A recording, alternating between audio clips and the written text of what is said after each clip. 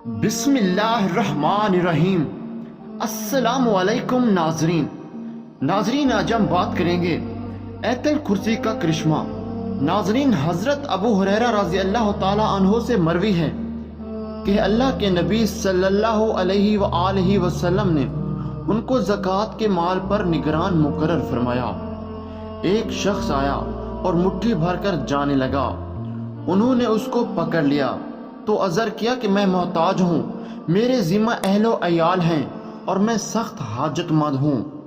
حضرت ابو ہریرہ رضی اللہ تعالی عنہ نے اس کو چھوڑ دیا۔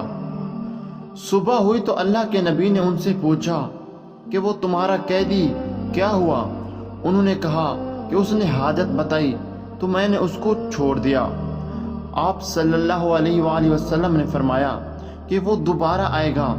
چنانچہ وہ دوسری رات بھی آیا اور مٹھی بھر کر جانے لگا تو حضرت ابو ہریرہ رضی اللہ تعالی عنہ نے پھر اس کو پکڑ لیا۔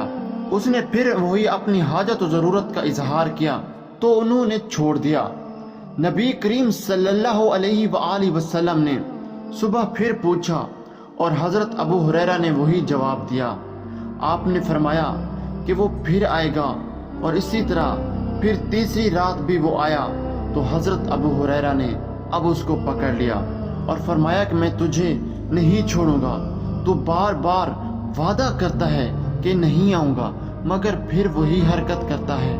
میں تجھے رسول اللہ صلی اللہ علیہ وآلہ وسلم کے سامنے پیش کروں گا۔ اس پر اس نے کہا کہ اگر تم مجھے چھوڑ دو تو میں تم کو کچھ کلمات سکھاتا ہوں جو تم کو نفع دیں گے۔ حضرت ابو ہریرہ نے پوچھا کہ وہ کیا ہیں؟ تو کہا کہ جب تم اپنے بستر پر جاؤ تو ایت الکرسی پڑھ لو، تمہارے لیے اللہ کی جانب سے ایک محافظ مقرر ہو جاتا ہے اور صبح ہونے تک شیطان تمہارے قریب نہیں آ سکتا۔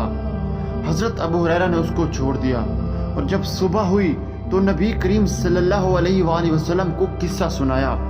آپ نے فرمایا کہ اس نے سچ کہا، اگر چاہ وہ جھوٹا ہے، کیا جانتے ہو کہ وہ کون تھا؟ حضرت ابو ہریرہ نے کہا کہ نہیں۔ آپ صلی اللہ علیہ وآلہ وسلم نے فرمایا کہ وہ شیطان تھا۔ ناظرین، یہ ایت الکرسی کا کرشمہ تھا۔ ایت الکرسی پڑھنے سے شیطان قریب نہیں آتا۔ ناظرین، اگر آپ کو یہ ویڈیو پسند آئی ہے تو ہماری ویڈیو کو لائک لازمی کریں اور ہمارے چینل کو سبسکرائب کرنا بالکل بھی مت بھولیں۔ شکریہ۔